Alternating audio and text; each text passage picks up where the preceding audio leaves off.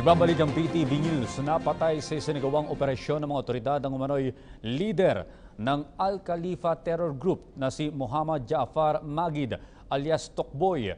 Ayon kay Armed Forces of the Philippines Edgar Arevalo, isinagawang operasyon laban kay Tokboy sa Angel Beach Resort sa Sarangani Province. Maliban kay Tokboy, naaresto rin ng 3 iba pang kasamahan nito. Naniniwala naman ang AFP at PNP na isang malaking dagok sa teroristang grupo ang pagkawala ng kanilang pinuno. At dahil dito, tiwala silang umpisan na rin ito ng pagkakawatak-watak ng grupo.